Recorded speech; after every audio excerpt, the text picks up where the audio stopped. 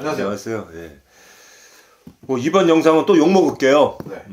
원고를 좀 보고 하겠습니다.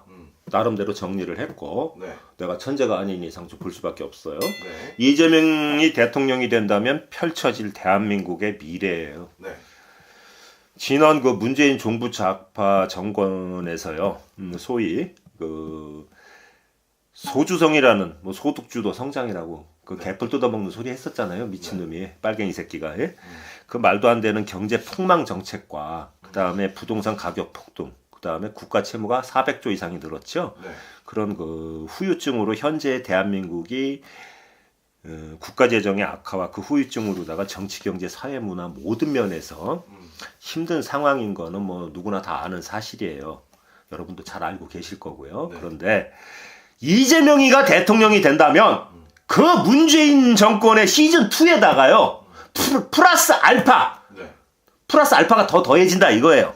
그래서 그 폐해는 말로 표현할 수 없을 만큼 클 것이며 대한민국은 갈기갈기 찢겨져 갖고 해체되고 말 것입니다.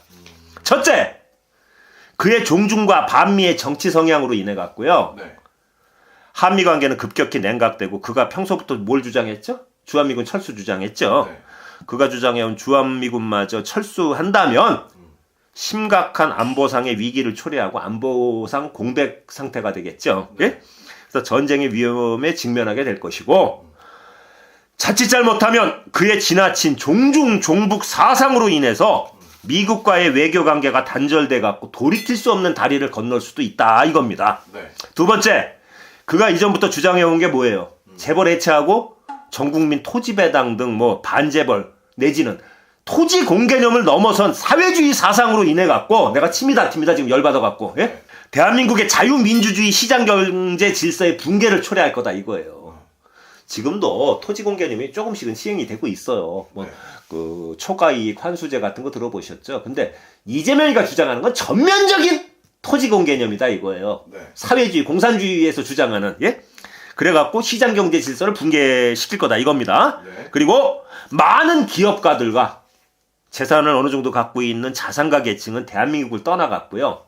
해외로다가 네. 생산 라인, 다시 말하면 공장이나 어떤 그 자신의 그 생활 근거지 재산을 외국으로 옮기고 이민을 가거나 해외 공장 설비, 기업 이전 그런 게 러시를 잃을 거다 이겁니다. 그럼 어떻게 돼요? 대한민국 텅텅 비겠죠? 네. 세 번째, 그가 평소부터 지녀온 사회주의 사상으로 인해 갖고 네. 기업가나 자산가 계층의 징벌적 과세예요. 뭐냐 하면 있는 자한테 아주 폭탄을 투하하는 식으로 과세를 하고 네. 그렇게 마련된 재원을 가지고 하층민들 물론 없는 사람을 비난하는 게 아닙니다. 네. 못 가진 계층에다가 퍼볼 거다 이거예요. 네. 이렇게 조달된 재원을 바탕으로요. 그러면 국가에서 나눠주기식의 포퓰리즘 정책이 되겠죠. 네. 그럼 어떻게 될까요? 망하겠죠. 네. 빈곤계층과 하층민들의 인기를 얻어갖고 영구집권을 획책할 겁니다. 있는 자한테 왕창 뜯어다가 네. 밑에 계층에다가 뿌린다 이겁니다. 네. 네 번째, 이재명 씨는 그가 대장동 사업, 백현동 사업 뭐 여러 가지 그 사업을 했잖아요. 네. 그거를 획득한 그 천문학적인 금전으로 민주당의 당권을 장악을 했고 그래서 당대표가 됐다 이겁니다. 그리고 당내 경선에서 대통령 후보로 2번 선출됐죠. 저번하고 이번하고. 네. 그런 어떤 경험으로 미루어서 그 금전으로 대한민국의 모든 걸 좌지우지할 수 있다는 걸 느낀 거예요. 네. 현재 또 그리고 현실적으로 대한민국의 입법, 사법, 행정의 3권을 실질적으로 장악하고 있어요. 지금 다 이재명을 중심으로 움직이지 않습니까? 예? 최고법원인 대법원도 그의 눈치를 보며 그의 대권 행보에 지장이 없도록 대법원의 파기환송심도 6월 3일 대통령 선거일 이후로 다 미뤄졌잖아요. 네. 이재명 눈치 보기 아닙니까? 조희대가 뭐 눈치 보는 거 아니에요? 이거 정치적 타협의 판결이에요. 파기자판했어야죠.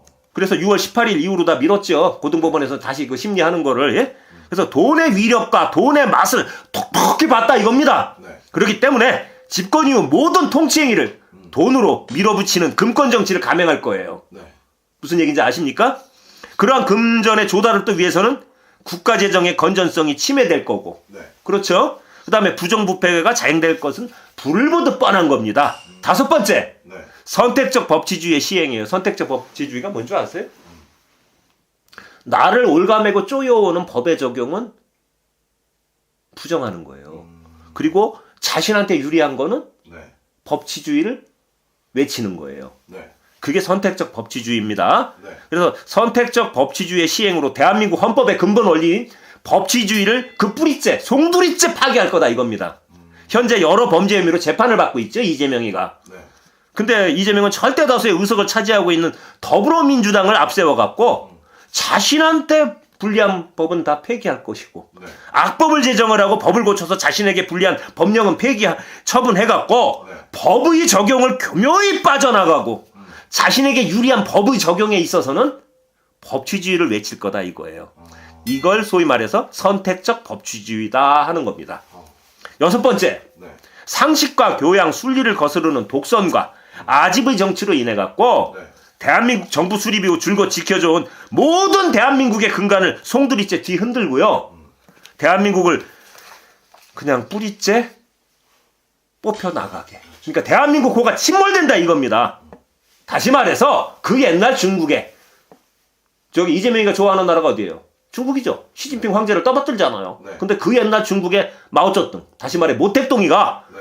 1966년부터 76년까지 10년 동안 문화 대혁명이라는 말도 안 되는 광풍을 일으켜갖고 중국의 역사의 시계바늘이 뒤로 흘러갔거든요. 거꾸로. 네. 그런 것처럼 우리도 대한민국의 민주주의의 역사는 퇴보하고 네. 독재로 흘러서 돌이킬 수 없는 결과를 초래할 겁니다. 여러분 정신 똑바로 차리고 투표 잘하세요. 고맙습니다.